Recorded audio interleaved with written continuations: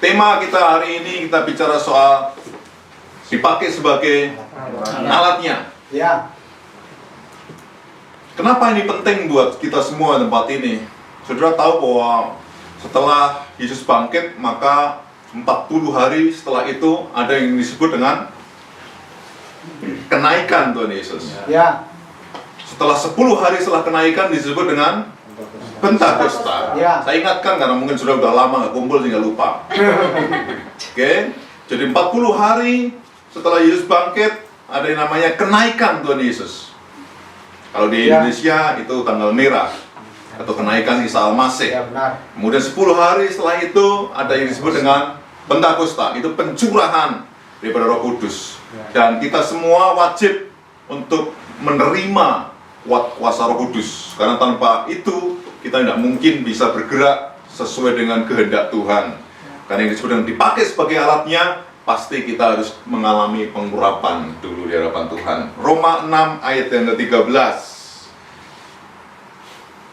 Dan janganlah kamu menyerahkan anggota-anggota tubuhmu kepada dosa untuk dipakai sebagai senjata kelaliman, tetapi serahkanlah dirimu kepada Allah sebagai orang-orang yang dahulu mati, tetapi yang sekarang hidup, dan serahkanlah anggota-anggota tubuhmu kepada Allah untuk menjadi senjata-senjata kebenaran. Alkitab katakan bahwa jangan menyerahkan tubuhmu untuk senjata kelaliman.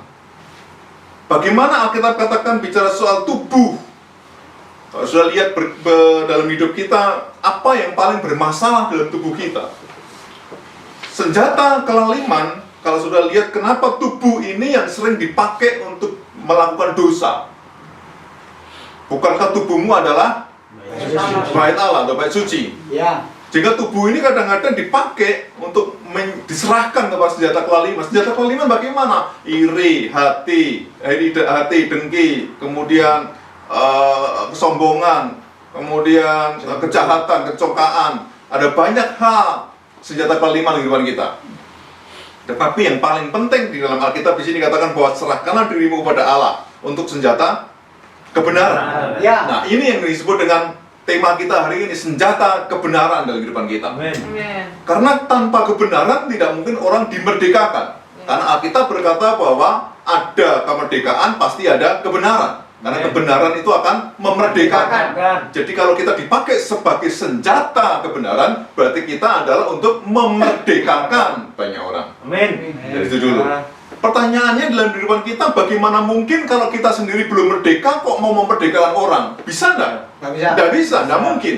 Maka kita sendiri harus merdeka dulu. Berarti kita harus penuh dengan kebenaran. Maka hari ini serahkanlah dirimu untuk senjata kebenaran. Ya. Kebenaran bisa soal firman Tuhan, kebenaran bisa soal Roh Kudus, kebenaran bisa soal Tuhan sendiri. Tidak mungkin kebenaran bicara soal yang lain. Kebenaran pasti ada di dalam firman Tuhan. Ya. Oleh sebab itu kalau kita menyerahkan diri kita, tubuh kita untuk senjata kebenaran, berarti kita benar-benar di dunia ini harus tetap berjuang untuk melakukan kebenaran-kebenaran sehingga kita menang terhadap segala hal yang terjadi di dunia ini. Nah, berarti apa yang harus kita lakukan saat ini?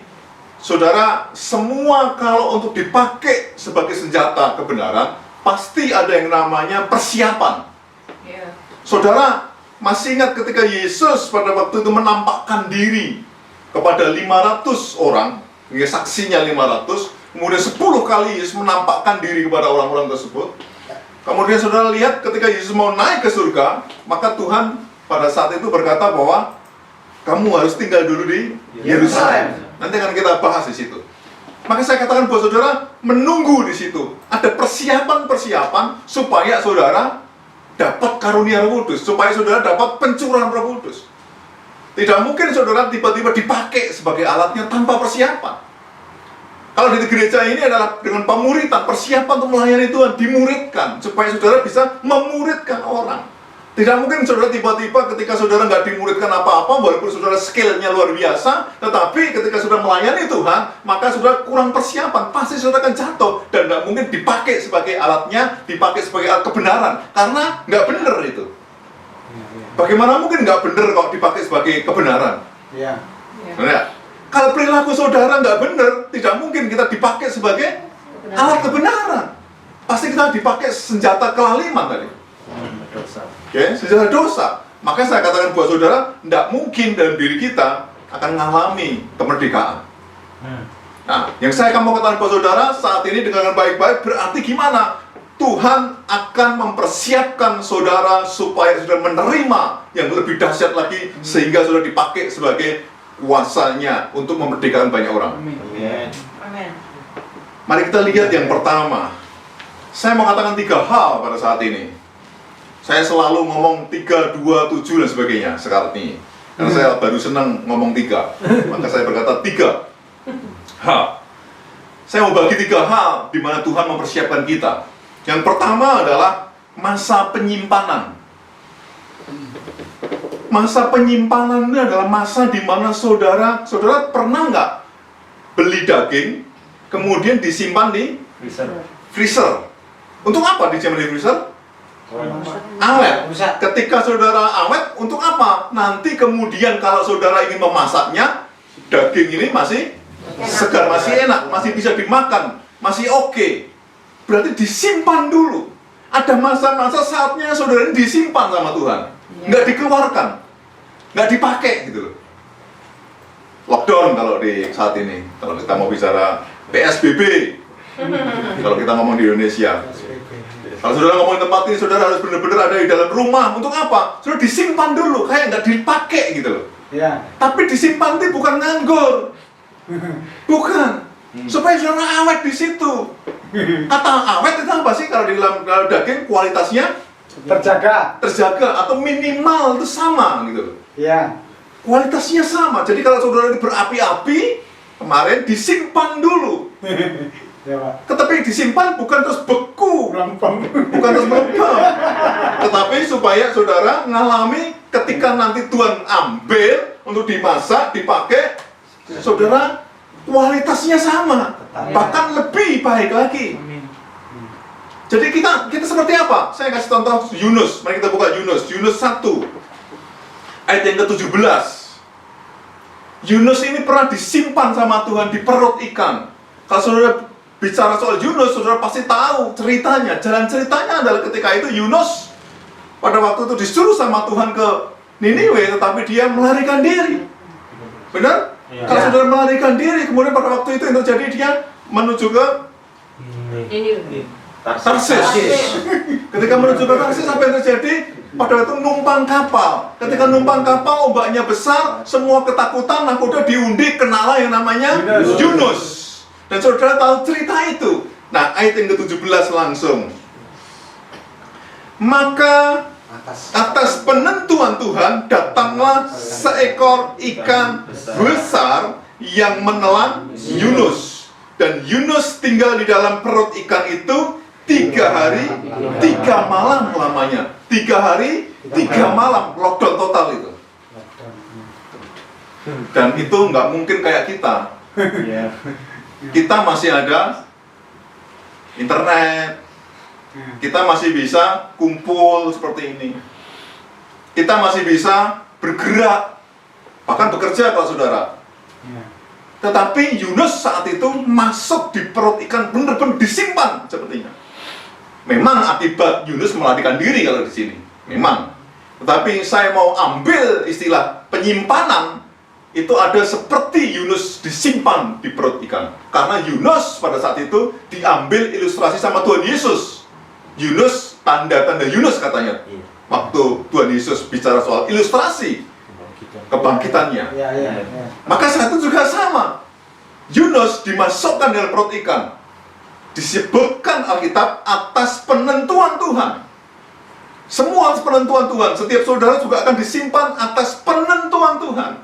Nggak enak memang nggak enak, tetapi justru bersyukurlah. Image saudara tahu bahwa ketika saudara sedang seolah-olah disimpan, seolah-olah nganggur, seolah-olah tidak dipertontonkan sama Tuhan, dipakai Tuhan, justru disitulah saudara harus melakukan kehendak Tuhan di kamar saudara. Justru saat itulah saudara sedang mengalami pengembangan, saudara benar-benar sedang dipersiapkan sama Tuhan di tempat penyimpanan tadi. Nanti ketika saudara sudah matang, istilahnya sudah Tuhan, waktunya Tuhan, kairos dalam hidup saudara, maka Tuhan akan ambil itu. Ketika Tuhan ambil itu, yang terjadi adalah saudara akan dipakai dengan luar biasa. Yunus setelah itu apa yang terjadi? Dia dipakai Tuhan untuk mempertobatkan Niniwe dan Niniwe bertobat. Walaupun akhir ceritanya Yunus mengalami depresi juga. Tetapi yang saya sebut di sini cukup di situ. Yunus disimpan. Ketika Yunus disimpan, dikeluarkan, diperhatikan, yang terjadi adalah dia dipakai Tuhan untuk bersaksi kepada kota Niniwe, kota yang besar. Dan saudara harus siap untuk disimpan sama Tuhan. Tapi kalau ada orang yang disimpan terus bagaimana? Masih ingat nggak tadi saya katakan bahwa serahkanlah dirimu untuk senjata kebenaran. Bagi orang yang melakukan senjata kebenaran, menyerahkan diri kepada senjata kebenaran, pasti disimpan pada waktunya akan dipakai Tuhan. Karena sudah menyerahkan diri kepada senjata kebenaran. Beda dengan senjata kelaliman. Senjata kelaliman itu merasa disimpan terus. Pikirannya merasa tersimpan terus di situ. Kapan yang dipakai? Kapan Tuhan jawab? Kapan Tuhan lakukan perkara-perkara yang ajaib? Kapan melalui saya dan sebagainya? Kenapa? Belum menyerahkan tubuhnya untuk senjata kebenaran. Maka ayat yang di atas tadi jangan dilupakan.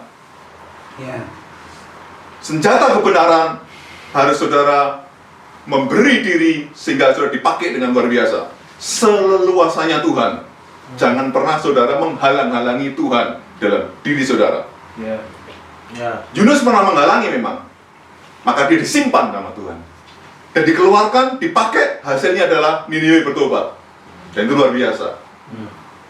Tidak enak disimpan, sekali lagi saya katakan kepada saudara, karena dia di perut ikan, tidak enak. Saudara mungkin disimpan juga di susah saudara, kemarin dia disimpan di situ terus. Toh akhirnya juga keluar juga belum dipakai. Karena masih disimpan lagi. Masih terus disimpan, karena apa? Belum menyerahkan dirinya kepada senjata kebenaran dan tubuhnya. Itu bicara soal Yunus, perjanjian lama. Mari kita lihat perjanjian baru. Penyimpanannya di mana? Tadi sudah saya katakan bahwa penyimpanannya ada di dalam Kisah Rasul 1 ayat yang keempat sampai yang kelima. Saya mau katakan kepada saudara, ini bicara soal murid-murid.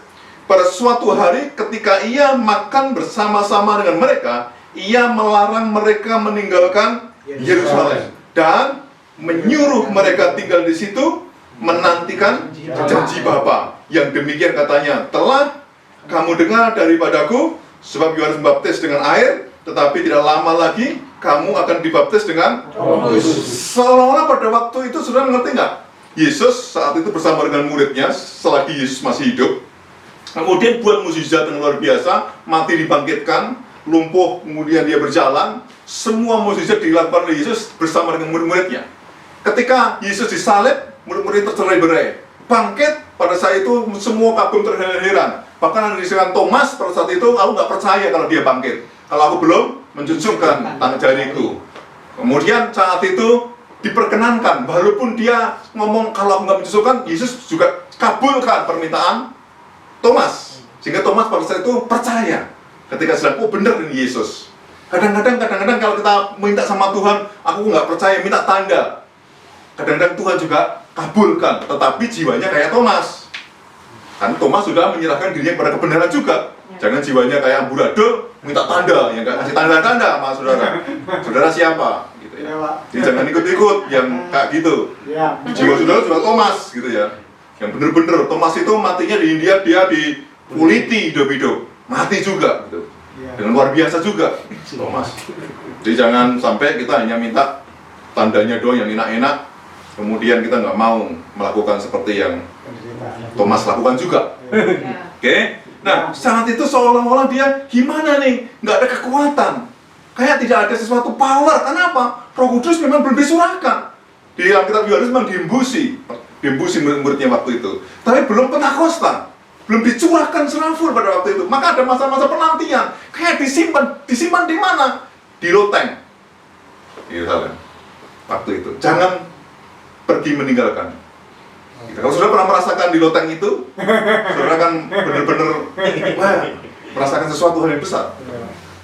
Iya, kita pernah berdoa di situ. Iya. Di loteng ini. Ya karena diizinkan Tuhan waktu itu. Nah, kita merasakan kayak sesuatu hal yang memang Tuhan hadir di situ. Memang Tuhan ada di mana-mana, iya memang. Tetapi hati kita tuh seolah-olah kayak yang di sini gitu. Menceritakan di dalam kisah, menantikan janji Bapa, walaupun janji Bapa saat ini sudah dicurahkan. Ya. Tapi kita membuat ilustrasi ini supaya saudara bisa tahu bahwa ada saatnya kayak saudara belum ada power gitu loh. Dicas dulu, disimpan dulu gitu. Dan ini waktunya 10 hari. 10 hari itu saudara doa terus lah di sini. Iya. Kalau saudara kan nggak doa terus, baca doa kan nggak mau kan, gitu. Iqbal langsung aja lah, gitu. Belum ada cas, gitu. Ya doa kan susah, ya kan? Ngawali doa itu susah. Kalau hari ini langsung jadi doa yuk, bisa karena sudah ada firman Tuhan, udah dicangkul hatinya. Tapi kalau ngobrol-ngobrol soal tempe, soal macam-macam, doa yuk, nggak mau karena belum dibaca. Maka jangan pernah ngajak orang yang ngobrol-ngobrol gitu, doa yuk, nggak usah. Ngomong firman dulu baru. Nah, oleh sebab itu sudah lihat di situ seolah-olah disimpan di situ. Nah, sudah lihat ini untuk dipakai bagi orang yang mau dipakai Tuhan loh ya. Sekali lagi, tapi kalau kamu mau menyerahkan dirimu kepada senjata kelaliman, monggo. Karena saat ini saudara bisa memilih seperti apa hidup saudara. Karena hidup adalah pilihan. Saudara klik GBIK maka ketemu wajah saya. Saudara klik GGG yang lain maka ketemu wajah-wajah yang lain. Dan hari ini yang online banyak banget di dunia ini. Saudara bisa pilih mau bahasa apa saja ada. Oleh sebab itu pilihan bagi saudara dan saya. Saya mau katakan buat saudara sama. Tetapi yang saya mau katakan buat saudara, saudara saat ini sedang disimpan. Kalau memang ada orang yang disimpan. Untuk apa? Dicas. Untuk berdoa. Supaya nanti ketika itu powernya datang kembali. Karena waktu itu masih ingat ceritanya adalah Yesus naik. Kisah pasal 1 tadi.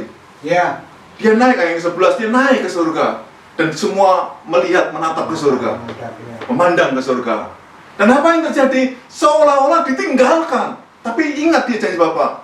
Nanti akan kuberikan Roh Kudus. Ada power yang luar biasa. Yang dahsyat, yang luar biasa banget. Maka kamu tunggu ya. Jangan keluar dari Yerusalem. Kamu di situ aja. Maka Maria dan kawan-kawannya, Petrus dan kawan-kawannya berdoa di situ 10 hari lamanya. Dan waktu itu apakah ditentukan sama Tuhan 10 hari? Enggak. Pokoknya kamu tunggu aja. Karena Tuhan nggak berkata nanti 10 hari setelah itu akan kukasih. Enggak. Kalau gitu enak dia. Pokoknya kuat. Nggak dikasih. Ya. Kalau saudara udah dikasih nanti ya 40 hari lagi akan pulih kota ini, hidup kamu akan pulih. Enak, kamu menggebu-gebu terus. Ya kan? Tapi kalau ini enggak dikasih sesuatu hal, tetap aja dia berdoa sungguh-sungguh mau dikasih mau lihat, tapi dia tunggu jadi apa dan kompak waktu di loteng itu semua nunggu janji Bapa, nggak ada yang nunggu janji yang lain. Saat ini kalau kita berdoa nunggu janji-janji yang lain, mau ngaku sendiri aja belum dikasih janji kok mau janji-janjinya gereja kepada Tuhan, nggak kompak. Maka yang terjadi adalah penyimpanannya akan semakin lama, simpan terus sampai akunya mati, kamunya mati. Nah, kita akan mengalami kekompakan, kita mengalami satu visi. Jadi kalau hari-hari kamu masih memikirkan aku terus, kamu akan lama disimpan. Hati-hati, kita ya sampai kosong nanti. Ya. Terus, tapi disimpannya tetap berdoa dengan Tuhan. Maka pencurahan Roh Kudus terjadi ketika saat itu mereka bersehati, kemudian mereka berbahasa roh. Dan saat itulah terjadi mukjizat 3.000 orang bertobat, Petrus khotbah, dan saat itu urapan Tuhan, powernya datang kembali, berapi-api kembali, nggak takut mati. Karena Yakobus dipenggal kepalanya, dia nggak takut mati. Apa yang terjadi? Kuasa Roh Kudus terjadi dengan dahsyat. Coba sudah pikir. Ya. Luar biasa bukan? Ya. Karena apa? Roh Kudus dicurahkan. Ya. Saudara juga sama saat ini. Roh Kudus dicurahkan, maka ada power yang luar biasa. Tetapi tunggu, simpan. Kamu harus mengalami penyimpanan dulu. Itu tahap Yang pertama, masa Penyimpanan. penyimpanan. Masa yang kedua adalah masa meninggalkan atau namanya perubahan. Saudara, ada masa sebelum sudah dipakai Tuhan, dipersiapkan sama Tuhan untuk ada yang namanya masa meninggalkan atau masa yang disebut berubah. Loh, apa meninggalkan? Masih ingat gak ketika Yesus selalu berkata, ikutlah aku? Ya. Kalimat ikutlah aku dulu pernah kita bahas bahwa apa yang kamu lakukan saat itu sudah nggak ada lagi fungsi dalam hidup saudara, nggak ada lagi yang kamu kerjakan karena kamu mengikuti apa yang kamu ikuti.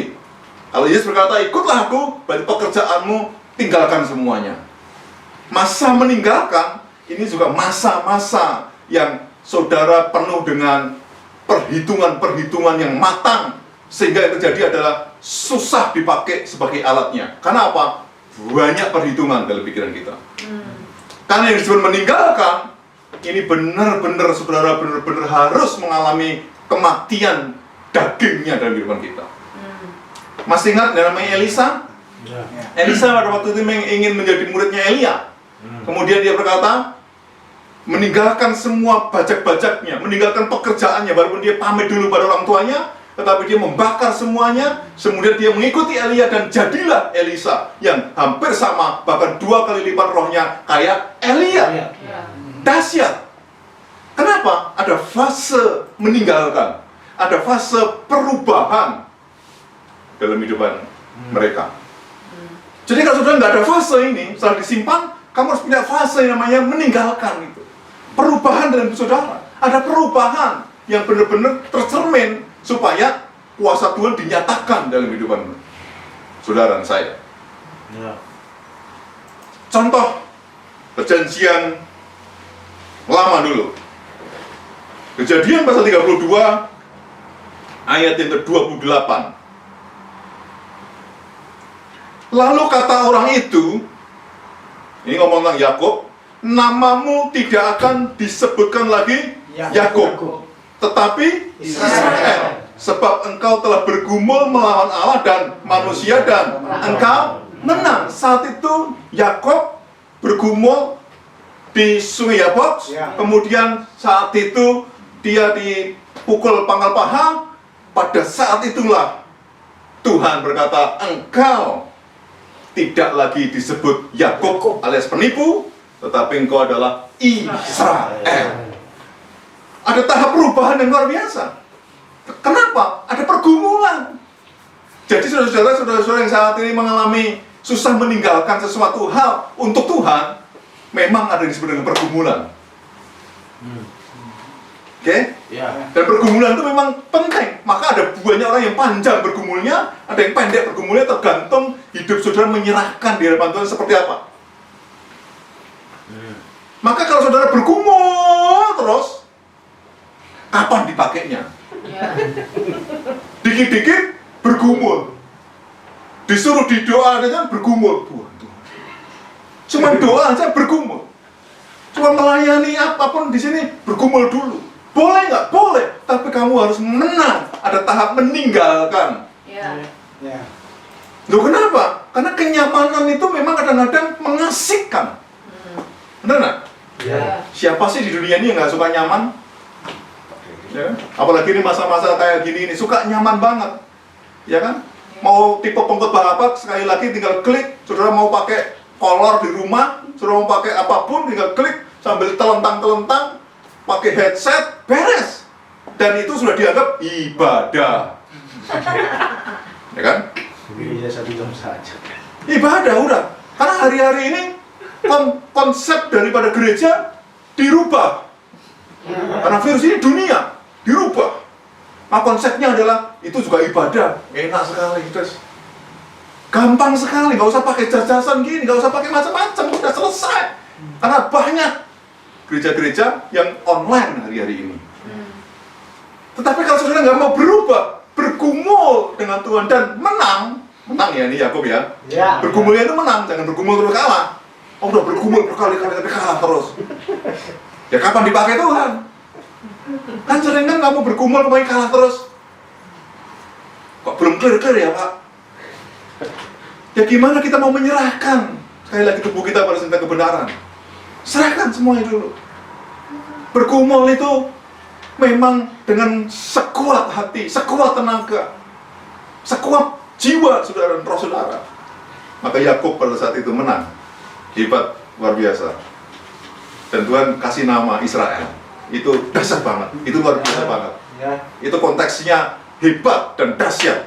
Saya percaya setelah saudara mau disimpan tadi, dibekukan tadi seolah-olah, maka saudara juga akan mengalami yang namanya masa meninggalkan. Tahap-tahap ini adalah tahap-tahap saudara dirubah, dibaharui oleh saudara.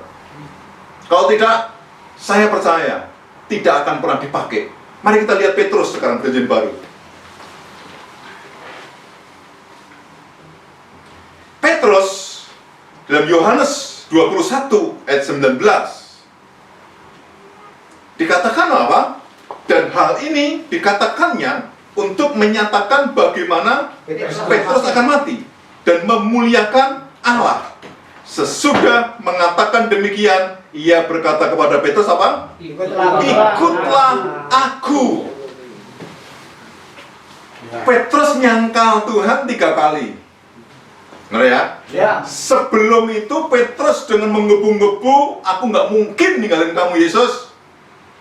Luar biasa. Petrus dengan nyali dibanding dengan murid-murid yang lain. Di dalam Alkitab tokoh Petrus sangat menonjol. Apalagi dibanding dengan murid-murid yang seperti Bartolomeus misalnya, Andreas. Walaupun mereka semua dahsyat-dahsyat, tetapi Petrus berani bicara. Dan yang terjadi adalah saat itu Petrus nyangkal 3 kali setelah Yesus ditangkap. Ya. Yesus ditangkap, dan yang terjadi adalah Petrus mengalami pertobatan yang luar biasa. Dia nangis. Dan saat itulah Yesus menampakkan diri kepada Petrus setelah dia bangkit. Apa yang dikatakan? Sudah tahu Petrus ketika di dalam kitab Yohanes dikatakan apa? Petrus pada waktu itu nggak pakai baju, kemudian dia pakai baju, dia terjun ke danau, dia berenang, dia langsung menyembah. Itu Tuhan, itu Tuhan. Kemudian dikatakan Alkitab, sebarkanlah jalamu, dan jala itu penuh dengan ikan yang besar. Pada saat itu mulai, spiritnya mulai ada perubahan dalam diri Petrus. Dan sudah tahu Alkitab katakan apa? Sejak saat itu Alkitab katakan bahwa Tuhan akan pakai kamu. Tuhan akan melakukan sesuatu perkara yang besar di hidup kamu. Apa yang terjadi? Gembalakanlah domba-dombaku katanya. Hei Petrus, apa kau mengasihi aku? Kemudian gembalakan domba-domba sampai 3 kali, dan ayat ini menyatakan, ikutlah aku katanya. Loh, dulu kan saya ikut. Kenapa kok saat ini disuruh ikut lagi? Inilah masa-masa kamu harus berubah. Beda loh, ikutlah kamu yang sekarang sama ikutlah kamu yang lebih sekarang lagi. Beda. Artinya yang dulu sama sekarang itu beda. Berarti ada perubahan yang besar? Ada. Jangan dipikir kalau udah ikut Kristen selesai. Enggak, ada tahap yang luar biasa lagi. Karena di masa-masa kamu ikut, ada yang namanya menyangkal, ada yang namanya kamu nggak setuju dengan firman Allah, ada yang namanya kamu malas, ada yang namanya kamu melakukan perbuatan dosa. Maka ikutlah aku yang di sini, berbeda. Itu fase perubahan, itu fase meninggalkan. Sampai di sini oke? Ya. Maka kalau sudah lihat di situ masa meninggalkan, itu berarti berat nggak? Sangat berat. Karena di situ katakan demikianlah Petrus nanti akan mati kayak gitu. Untuk memuliakan Allah katanya. Alkitab. Berarti bagaimana Petrus ingin memuliakan nama Allah dengan cara yang demikian? Sudah tahu ketika Petrus mati juga disalib terbalik dan dia dipanggil Tuhan dengan kuasa Roh Kudus yang menyatakan dalam dirinya, dan banyak orang bertobat gara-gara kematiannya juga. Ini penting buat kita. Maka fase ini memang fase yang penuh dengan pergumulan, tidak main-main. Maka ada orang yang berkata kalau dipanggil sebagai hamba Tuhan full time, maka banyak yang bergumul. Gara-gara begini. Mulai dinubuatkan kamu akan dipakai Tuhan full time menjadi hamba Tuhan luar biasa. Akhirnya kamu takut mulai bergumul. Tapi pergumulan kamu ada yang menang, ada yang kalah. Ada yang mengatakan bahwa pendeta ini hanya ngomong doang. Nubuatannya hanya dibuat-buat. Berarti gimana? Perlu bergumul? Iya, maka perlu bergumul seperti Yakub tadi. Petrus juga bergumul kan 3 kali ditanya sama Yesus. Gumul nggak itu? Gumul. Petrus juga bergumul. Kok sampai 3 kali? Kenapa nih Yesus ini nanyain hal yang sama? Padahal Yesus punya rencana, punya arti yang di luar dugaan ya Petrus. Oke, tahapan-tahapan kasih kalau kita lihat ayat aslinya. Maka kalau sudah lihat situ, apa kau mengasihi aku sampai di Petrus sedih. Itu gumul namanya. Jadi kalau kamu saat ini juga mengalami doa, kemudian mengalami kok kayak ditekan, bergumul lah itu, menangkan. Kamu harus bersama dengan Tuhan. Ada perubahan. Maka kenapa di tempat ini ketika sudah mulai dibaptis, karena kamu sudah meninggalkan daging-daging saudara, maka namamu dirubah, ditambahi maksudnya. Yakub jadi Israel, ya kan? Panjaitan dari Timotius, Timotius. ya kan? Karena ada perubahan, artinya ditambahkan. Ya. Daniel.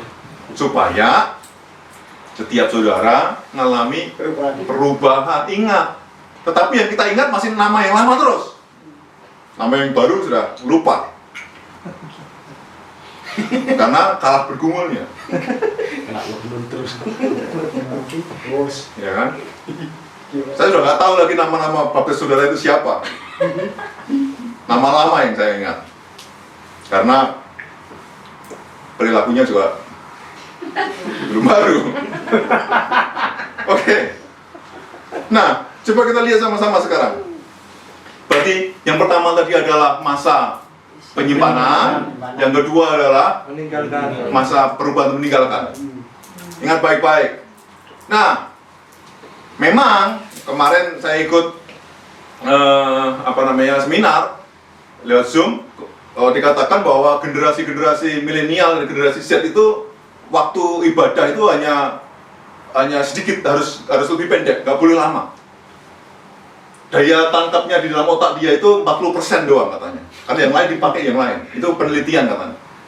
Amerika.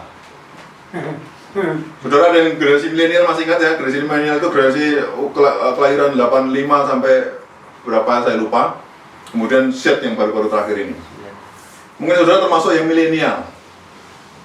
Apakah saudara juga mengalami hal yang sama, penurunan otak saudara menangkap firman Tuhan itu hanya sekitar 40%, yang 60% digunakan untuk yang lain? Main-main yang lain. Apakah seperti itu kemudian kita mau kompromi? Bagi saya adalah enggak. Gereja ini tidak memang harus ada ukuran waktu 1,5 jam, 1 jam, saya setuju.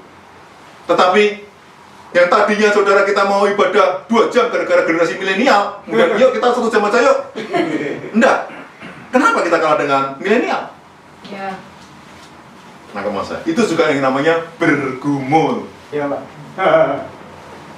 Oke? Ya. Karena apa? Dulu bisa kok, maksud yang sekarang milenial nggak bisa. Ya kan dulu bisa 1,5 jam atau 45 menit kalau dengar firman Tuhan. Maksudnya generasi berikutnya, udahlah kita ngikutin aja yang generasi milenial yang cuma 20 menit aja khotbah, atau 30 menit aja khotbah. Masa kita mau ngikutin dia? Oh dulu aja bisa sama-sama orangnya kok. Masa kita mau ngikutin ini? Dan kemarin dikatakan dalam seminar, ada banyak yang ngikutin kayak gitu gereja-gerejanya. Kita enggak. Tetap aja sesuai dengan kehendak Tuhan. Kalau kita disuruh 30 menit enggak masalah. Tapi jangan sampai otak saudara hanya diisi 40%. Ya. Itu juga bergumul. Persen bergumul. Maka nggak saya? Ya. Gumul. Maka dikatakan kita ini masa bergumulan. Ya, masa bergumulan kita. Hari-hari kita mesti bergumul. Iya, banyak bergumul. Ayo banyak bergumul. Maka kita setiap pagi misbah doa yang ngikutin. Ya enggak pernah bergumul. Makanya saya mengatakan kepada saudara, ayo berikut bergumul. Sama-sama ikut berdoa, sama-sama. Loh, sekarang ada banyak orang yang kemarin cuek dengan sosial media, saudara, teman-teman saya menyesal langsung sekali.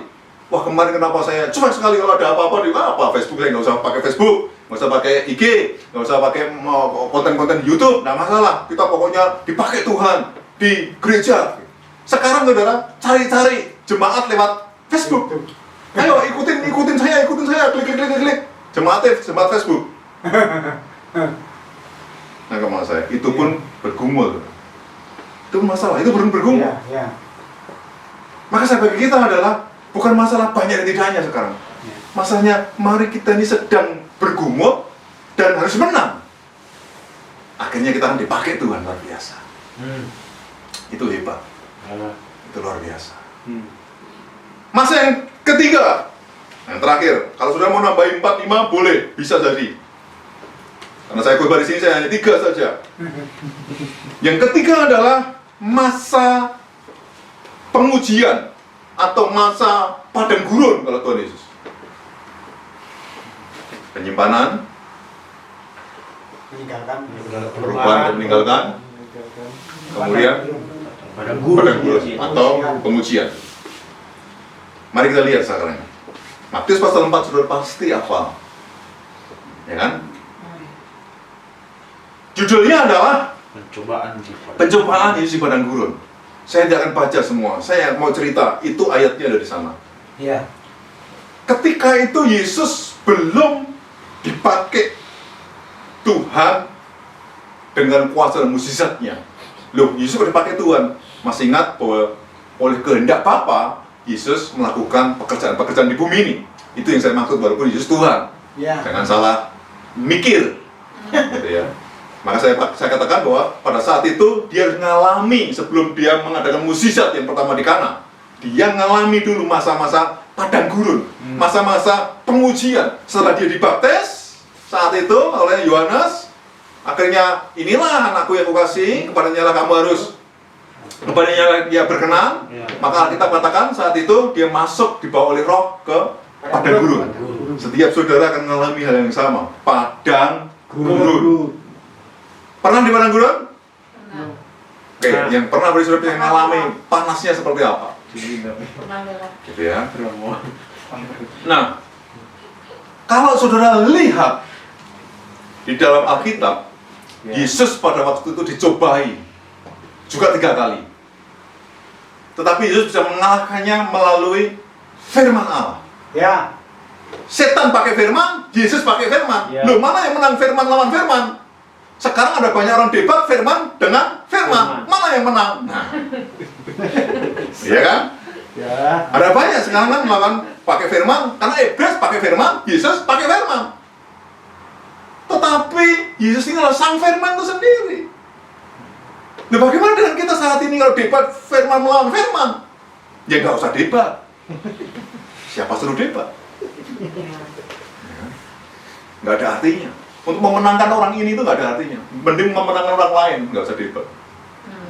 Kalau hanya untuk memenangkan orang yang ini supaya dimenangkan Pak, dia debat, Pak, tinggalkan aja. Untuk kayak gini ini sudah dipakai dengan kuasa kelaliman, biarin aja. Sekarang cari yang lain, ya nggak usah debat-debat. Yang mau menerima firman Tuhan secara benar, maka hindari debat. Iya. Kalau saudara mau, itu karena apa? Masa pengujian juga. Saudara akan digodok yang namanya emosi saudara. Oh, dia udah nyinggung-nyinggung perasaan saya melalui firman Allah. Pengen saya bantah, pengen, itu namanya pengujian. Apakah saudara ingin menyombongkan kepandaian saudara melalui itu atau enggak? Makanya kalau saudara lihat di tempat ini, saudara diuji sama Tuhan, masuk padang gurun. Yesus pada waktu itu mau dicobai sama si setan. Maka kalau saudara firman Tuhan hanya untuk mencobai, jelas saudara tinggalkan itu dan pakai firman Tuhan yang berkata bahwa jangan mencobai Tuhan Allahmu. Yesus berkata begitu. Karena dia ingin mencobai. Jadi kalau kamu dikasih firman Tuhan hanya untuk mencobai saudara, untuk menguji saudara, ayat ini luar biasa. Dan itu kemenangan. Itu masa padang gurun. Dan masa padang gurun itu susah disimpan. Sekali lagi, dirubah, diuji. Ketika saudara mulai ada satu pengujian, maka diuji dan diuji ini memang setiap saudara pasti mengalami pengujian. Tidak mungkin, tidak. Udahlah, aku nggak usah sekolah, nggak usah diuji, nggak ada itu. Kalau berarti kalau nggak mau diuji, pasti mati. Karena di dunia ini berarti saudara sekolah, pasti diuji. Dan saudara tahu bahwa pengujian-pengujian itu banyak sekali dalam kehidupan kita. Ada orang yang tiba-tiba ngalamin satu putus hubungan, baik dengan keluarga, baik dengan pasangan hidup atau dengan siapapun. Tiba-tiba tanpa ada alasan apa-apa misalnya, kamu mulai diuji di situ. Hati saudara seperti apa? Pahit rasanya. Kalau itu yang paling kamu cintai ya. Kalau yang gak cintai itu hanya ngomong doang. Biasanya orang itu suka ngomong doang. Misalnya ada orang yang mengalami kematian di dalam keluarga, kemudian turut berduka cita ya bro, padahal dia nggak duka cita. Ngomongnya doang duka cita. Kalau turut berduka cita berarti ya duka cita gitu. Namanya turut duka cita. Kalau turut bersuka cita ya bro, nah itu lain lagi. Mungkin bener gitu. Maaf saya. Ya. Kebanyakan berarti apa ya kekristenan kalau kita ada orang kematian? Turut berbela sungkawa, berempati, atau turut sepenanggungan. Kita tanggung. Karena apa? Benar-benar kita tanggung. Buktinya apa? Ada. Kita tanggung. Apanya? Doanya, bahkan saluran berkat-berkatnya. Ya. Oke? Iya, Pak. Berarti ini bisa pengujian juga, itu juga diuji dengan diri kita. Apakah saudaranya omong doang atau dilakukan dengan omongan itu? Iya, ya. Itu juga pengujian. Kalau saudara hal yang kecil ini saja saudara tidak teruji, maka nggak mungkin dipakai Tuhan sebagai senjata kebenaran. Karena dari hal yang kecil maka akan timbul besar. Maka Tuhan akan memberikan kebenaran-kebenaran selanjutnya buat saudara untuk dipakai sebagai senjatanya. Maka saya katakan buat saudara, ketika Yesus pada waktu itu menang, yang terjadi adalah semua memuliakan nama dia. Malaikat memuliakan nama dia, dan mulailah dia bekerja sesuai dengan kehendak Bapa. Mukjizat terjadi, kuasa Tuhan dinyatakan, dipakai Tuhan sampai di kayu salib dan dibangkitkan pada yang ketiga. Dan itu Yesus. Ya. Kenapa mengalami fase itu? Tapi kalau fase itu saudara tidak menang, bagaimana mungkin saudara akan dipakai lebih dasar lagi untuk mengalami mukjizat Tuhan, pemulihan, kekuasaan Tuhan? Bagaimana mungkin? Tidak mungkin. Ya. Maka ketika saudara di padang gurun, apa yang harus kamu lakukan? Firman Tuhan harus menguasai mulut saudara. Karena kamu tadi sudah disimpan. Karena kamu tadi sudah ada di perubahan. Ya. Petrus tadi. Dan baru saat ini kamu mulut kamu dengan firman. Ya. Ketika di padang gurun kamu sudah teruji firman Tuhan. Harus menguasai saudara. Tapi kalau tidak, maka kenapa kamu disimpan? Maka kenapa kamu harus dirubah? Saudara meninggalkan tadi. Maka fase yang ini harus saudara lakukan. Firman Allah ada dalam hati dan mulut saudara. Ya. Ya. Kalau tidak, yang terjadi adalah kebohongan demi kebohongan. Iya. Kesenangan demi kesenangan. Hari-hari gini kok senang-senang dunianya. Senang-senang itu roh kita, hati kita bergembira dengan Tuhan. Tidak usah stres, betul. Kalau daging kita yang senang-senang hari begini menyusahkan banyak orang. Oke? Karena apa? Masalah demi masalah itu terjadi karena saudara pengennya cepat keluar dari masa padang gurun. Telur ayam itu dirami supaya menjadi anak ayam berapa hari? 21 hari. Kalau 15 hari kemudian Atas. kamu buka lagi tangan, maka yang terjadi adalah Mati. kemungkinan besar adalah kematian. Jadi terlalu teplok. Kemungkinan besar. Ya. Kematian. Kemungkinan besar, kalau toh itu hidup ya karena anugerah. Tapi kemungkinan besar kematian terjadi. Mungkin sudah ada bulu-bulunya sedikit gitu. Mungkin ya kan, pernah kan? Membuka itu. Karena apa? Kita tidak bisa menolong itu. Kamu harus mengeluarkan dengan sendirinya otomatis. Tunggu waktunya Tuhan. Masa padang gurun ada masanya. Ya. Maka Yesus pada waktu itu masa padang gurun dalam 40 hari. Dia puasa di situ. Maka yang terjadi adalah 40 hari itu adalah masa-masa di mana dia benar-benar masa-masa padang gurun, masa-masa pengungsian pahit. Nggak ada perteduhan. Dan hari-hari ini, kalau mungkin saudara ada yang kena imbasnya, semua di dunia ini nggak ada yang tidak rugi karena COVID-19. Rugi. Saudara yang studi rugi waktu. Sekolahnya harus lewat itu. Kalau saudara malas paling senang gitu. Nah, iya kan? Karena apa? Banyak di Indonesia juga mengalami itu. Karena apa? Imbas COVID-19 itu banyak rugi. Semua artis-artis nggak manggung lagi, rugi. Pengusaha-pengusaha yang dari offsetnya miliaran jadi turun. Harusnya dapat THR kalau di Indonesia, yang eselon-eselon itu nggak dapat. Ojek-ojek udah nggak ada penumpang. Mau apa lagi? Ayam-ayam turun semua. Pengusaha-pengusaha ayam turun. Balik modal. Kemarin bahkan dia marah-marah mulai disebar-sebarkan, gratiskan. Ayam. Semua kena imbasnya. Jangan, bukan hanya saudara, kalau saudara ini kena PHK, gak usah sedih. Semua ngalami. Semua ngalami. Gitu loh. Kalau bukan kamu ya nanti tunggu waktunya kamu. Enggak, maksud saya masa padang gurun. Maksud saya masa padang gurunnya ini loh. Ada masa padang gurunnya. Gitu loh. Kalau kamu udah disimpan, dirubah, kamu padang gurun gitu loh. Mungkin kamu nggak di PHK tapi ada kena yang lain, padang gurunnya ada gitu loh. Tapi tunggu, ada imbasnya. Pendeta ada imbasnya banyak. Ada teman-teman pendeta yang harus khotbah di mana-mana dan dapat, ya kan? Sekarang harus natap kamera terus, nggak ada ini ya. Masuk kamera pakai bluetooth ada uangnya. Enggak kan? Pendeta juga sama, kan semua ngalamin. Jadi jangan sampai hanya, waduh gimana ya saya doang. Siapa yang bilang hanya kamu doang? Semua ngalamin. Imbas ini, maka dikatakan ada orang berkata begini, oh COVID-19 itu yang sembuh banyak, nggak usah khawatir, nggak usah sedih, beda sama antrak, beda sama ini. Dengar baik-baik, antrak itu nggak mendunia. Ada apa kemarin virus-virus yang lain nggak mendunia kayak begini. Ini ramai mendunia, imbasnya yang menakutkan, bukan COVID-nya yang menakutkan, imbasnya. Ya. Gitu loh. Jadi nggak usah pakai alasan ini. Enggak. Maksud saya bahwa saudara memang nggak harus takut, iya, bener. Tetapi yang saya maksudkan tempat ini, imbasnya sudah kemana-mana. Hampir 3/4 negara bangsa kena imbas daripada seluruh dunia. Saudara tahu bahwa minyak dunia sekarang anjlok, operasi di mana-mana. Saudara kira yang naik mobil kemana-mana, ayo, murah, gitu ya. Tapi bayar. Gitu. Oke, jadi saudara-saudara saya mau katakan saudara, coba dengerin sekarang, semua kena imbasnya.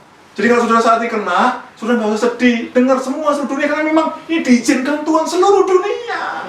Harus percaya ini masa padang gurun. Atau sudah mungkin masa disimpan mungkin. Atau masa sudah meninggalkan, dirubah sama Tuhan. Untuk dipakai Tuhan lebih dahsyat lagi. Tapi tenang saja. Bagi kita juga sama, tenang saja.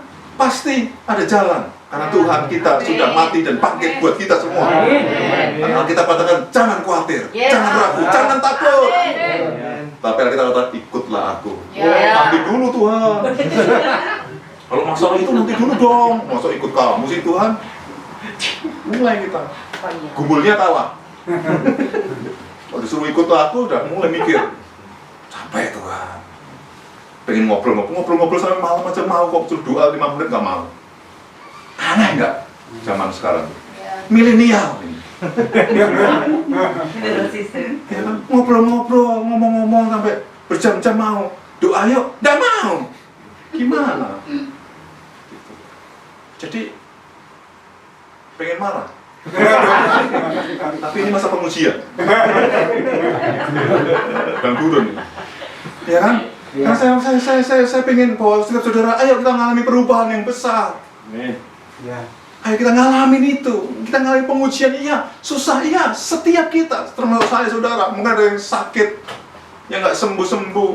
Masa-masa padang gurun, masa-masa dipakai sama Tuhan untuk disimpan dulu. Nggak apa-apa. Oke, tapi setiap saudara, ketika saudara menang, keluar, ini yang disebut dengan kemenangan terjadi. Amin. Kehebatan yang Tuhan lakukan pada saat itu terjadi dengan dahsyat. Ini yang disebut dengan padang gurun dilalui dengan firman Allah dan kemenangan terjadi. Amin. Mari kita lihat perjanjian lama yang disebut dengan Israel keluar dari Mesir. Nah, keluaran di sana. Setelah pada saat itu masa-masa di mana Israel dijajah sama Mesir, dan yang terjadi adalah kutub sampai 10 anak sulung mati dan ada tanda di ambang pintu tanda darah, maka anak sulung nggak akan mati, hanya orang Israel pada waktu itu. Keluar, dikasih modal sama orang Israel, maaf, Mesir, kekayaan Mesir dikasihkan semua. Kemudian Israel melalui laut Tibereu, dia keluar Ya. dari laut itu, dan orang-orang Mesir yang ngejarnya ditenggelamkan di laut itu. Yang terjadi adalah dia mulai masuk fase padang gurun. Iya. Berapa hari? 40 tahun, bukan hari, bukan bulan. Tahun. Siapa di sini yang umurnya 40 tahun? Nggak ada kan? 40 tahun fase-fase di padang gurun nggak enak. Sama sekali nggak enak. Tetapi harus dilalui. Maka yang menang ini adalah fase pengujian, adalah fase pemisahan. Mana yang takut Tuhan, mana yang beribadah kepada Tuhan, mana yang tidak. Dipisahkan di fase padang gurun itu kalau itu bicara soal kelompok. Kalau Yesus tadi pribadi ya, maka nggak ada pemisahan-pemisahan. Tapi kalau kelompok, fase padang gurun adalah fase pemisahan. Kalau rombongan, itu fase pemisahan ada. Yang tadinya satu gerbong, sekarang sudah tidak ada yang dibanggakan lagi. Dulunya mungkin ribuan jemaat, bahkan sekarang yang jemaatnya 2, tapi pengikutnya di YouTube banyak banget. Ada, karena dia suka memberikan yang terbaik di YouTube. Ya kan? Punya daya kreativitas yang bagus. Kita ini kan masih belum kreativitasnya ke sini. Mulai juga langsung tiba-tiba mulai set gitu. Yang lain udah mulai bagus banget. Daya kreativitasnya muncul gitu. Di sini tiba-tiba langsung nyanyi seng. Padahal kalau kita di TV itu memang harus ada 1, 2, 3 langsung depan supaya dilihat di sana bagus. Kita tiba-tiba seng, kaget. Yang baru masak kaget, loh kok udah nyanyi gitu. Gak siap ya. Gitu loh. Maka saya bilang sama si Rere, ayo Rere, kreatif ini. Ada teman saya yang dari Irian Jaya yang jauh dari internet aja, kreatif banget ya. Masa kita yang kenceng internetnya kalah? Gara-gara apa? Ya ini tadi. Kadang-kadang kita belum punya fase-fase yang seperti itu. Maka saudara dipakai. Maka kenapa ada orang yang nggak mau dipakai? Ya karena keluar daripada tahap-tahap ini. Enggak guys. Dipikir ini nggak ada yang mempersiapkan. Tiba-tiba ada siaran gitu. Harus ada yang menyiapkan. Ini orang yang dipakai juga. Dipikir tiba-tiba nanti pasangan datang. Ada yang nyiapkan. Bukan tiba-tiba langsung memplok. Gitu loh. Iya. Ini bukan nyindir siapa, tapi menurut saya ada yang nyiapin gitu loh. Hormatilah nyiap minimal saudara. Oke, aku tak juga nyiapin apalah. Karena apa? Fase, Pak, aku baru fase disimpan. Apa disimpan terus? Berkembul. Ya adanya kamu harus minimal ya menghargai orang yang mempersiapkan. Minimal gitu. Saya katakan buat saudara. Karena memang semua ada mempersiapkan. Maka jadilah orang yang dipakai Tuhan. Jangan hanya orang yang menikmati. Yang hasilnya apa kalau yang menikmati? Hasilnya adalah kemunduran rohani. Penikmat doang, kalau ada masalah dia mau cari siapa? Menikmati juga. Gitu. Maka saya ajak buat saudara di tempat ini, ayo kita sama-sama. Saudara yang ada di rumah, saudara yang di tempat ini, ayo kita sama-sama berdoa sama-sama. Kita mau masa-masa ini harus menang di hadapan Tuhan. Memang tidak enak. Saya juga mengalami masa benar nggak enak. Masa mau mempersiapkan semuanya nggak enak loh. Apalagi kalau kita mesbah doa pagi-pagi gitu. Karena kita ini punya jam doa, sudah jam doa dari Indonesia itu 24 jam. Kita kena jam 7, jam 5-nya Indonesia. Maka kenapa kita siaran jam 7? Kita udah siaran jam 7, setengah 8 kita sama-sama dengan saudara. Kita 1 jam. Saya bersyukur ada teman-teman yang ikut, tapi ada juga yang jelas gitu ya. Ikut juga gitu. Jadi, maka saya mau katakan buat saudara, mari saya mau ajak saudara. Untuk apa? Bersama-sama. Ya. Supaya ada yang namanya kemenangan demi kemenangan. Saya tutup dengan kalimat ini buat saudara. Kita tidak tahu virus corona ini adalah virus yang baru. dampaknya sampai kapan. Iya. Teman-teman kita yang Muslim mau Ramadan juga dia kesusahan. Teman-teman yang agama yang lain sekalipun dia juga kesusahan. Kristen juga kesusahan. Semua agama, tidak peduli agamanya apa, semua punya imbas COVID ini. Iya. Saudara bisa pilih 3 ini, mungkin sudah masa penyimpanan, sudah masa pada perubahan, mungkin masa-masa padang gurun ini. Itu fase-fasenya saudara sendiri menentukan ini. Saudara ini fase yang mana? Yang penting saudara bergumul dengan Tuhan dan menang. Semua punya dampak, dan kita nggak ada yang sanggup yang menghentikan 100%. Amerika terus bertambah-tambah jumlahnya, Eropa tambah-tambah jumlahnya, Asia itu juga mulai tambah, Asia Tenggara. Kemarin terbesar adalah Singapura, pertambahan harinya besar banget. Indonesia luar biasa juga. Sekarang Korea memang menuju pada pemulihan. Tapi apakah tidak kembali nanti dibom sama Korea Utara? Bisa jadi. Ya kan, nggak ngerti kan? Iya. Kita dipulih, kemudian dibom lagi, kemudian kamu di PHK semua. Mau apa? Pekerjaan pendeta juga gimana? Sudah selesai kan? Orang juga dibom. Pakai hacker. Jadi maksudnya, ayo kita siap-siap gitu loh. Tidak ada yang namanya kenyamanan daging kita. Yang nyaman memang harus roh kita dengan Tuhan. Iya. Kesimpulan saya di situ, maka saudara, Ya. ayo kita mengerjakan. Mau main musik? Mengerjakan itu. Mari, saya mau katakan kepada saudara, pakai hidup saudara untuk senjata kebenaran. Sekali lagi, pakai hidup saudara untuk senjata kebenaran. Ya. Setuju? Ya. Setuju? Ya. Maka ayo mulai di sini, mulai di rumah, mulai. Yes Pak, aku mau. Aku mau. Supaya apa? Setiap saudara mengalami yang namanya dipakai sebagai alatnya. Ya. Jangan tidak. Bagaimana caranya? Kembali lagi, daging saudara memang memberontak. Sukanya dipakai sebagai senjata kelaliman, gampang untuk kelaliman. Untuk napok orang itu gampang. Bener nggak? Untuk mendang orang itu gampang. Untuk ngeludahin orang itu gampang banget. Untuk sirik dengan orang gampang banget. Tapi kalau engkau memberkati, kau punya kelebihan memberkati, peduli kasih dengan teman-teman kita yang kesusahan, ini perlu pergumulan. Ini perlu pergumulan. Aku sendiri kekurangan kok Pak. Mulai. Maka saya mau katakan buat saudara, kesimpulan saya hari ini, biarlah Tuhan memakai hidup saudara dengan luar biasa. Amin. Amin. Mari kita berdiri.